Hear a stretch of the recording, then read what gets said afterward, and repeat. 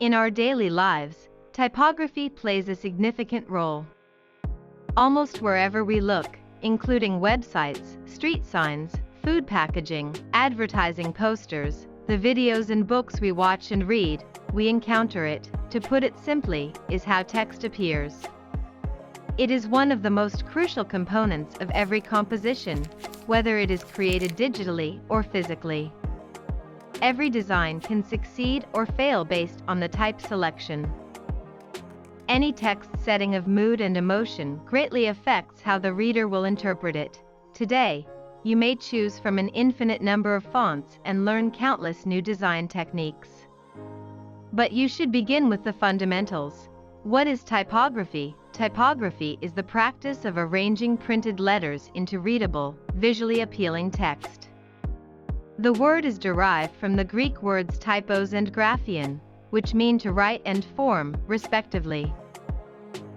The arrangement of type, which includes font size and style, as well as space and the amount of material on a line and page, is referred to as typography.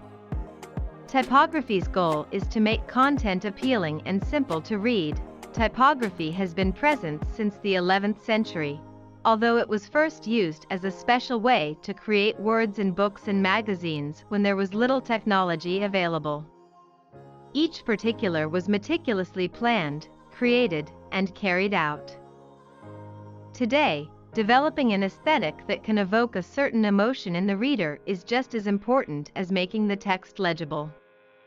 And in order to achieve this, it's crucial to educate yourself about this style of art and to practice, you guessed it, practice, important elements of typography. Your job will be easier if you are familiar with the basic typographic concepts and aspects. Let us start with leading. Line spacing or leading, which rhymes with heading, is the space between two lines of text.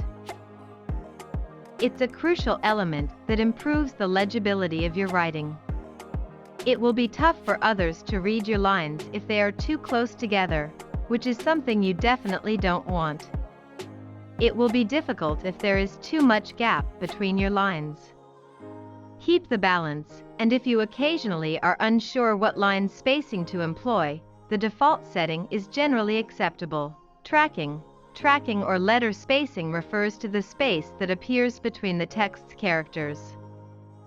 You can typically use both positive tracking, creating more white space between text, and negative tracking while working with the majority of software and internet tools, making words appear tight. To make your composition look both beautiful and professional, be careful not to add more tracking than is necessary. Kerning is the space between specific characters. Tracking affects the distance between text characters, whereas kerning changes the distance between specific letters. Instead of huge text, it's typically used for single words, such logos. If tracking is applied to a word and you still see a space between the letters A and W, use the kerning tool to fix it. Alignment. Your text is aligned when the elements are of the same size, spacing, and distance apart. Your text can be justified, center-aligned, left-aligned, or right-aligned, among other choices. Hierarchy. The reader's attention can focus on the most crucial portion of the text with the aid of hierarchy. According to the hierarchy of your material, it enables people to navigate with ease and knows where to start and where to go next. Decide the components you want the reader to notice and make them stand out before creating a clear hierarchy. You can accomplish this by using a bolder typeface, other fonts, colors, or a larger text size.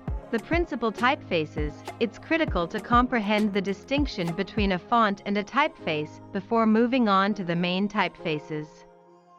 It's possible that these two terms will occasionally be used interchangeably, but you should always keep in mind that a typeface is a collection of fonts and their variations, whereas a font is one of the text styles contained in a typeface. Consequently, a typeface is composed of various fonts to make things simple. Serif, sans serif, display, and script are the major types of typeface categories. Serif, these typefaces, commonly referred to as humanist styles. Extend the letter forms by a very small line. The serif typefaces are thought to be the most well-known and historic font types. They were inspired by classical calligraphy, because serif typefaces are regarded as having a more official appearance.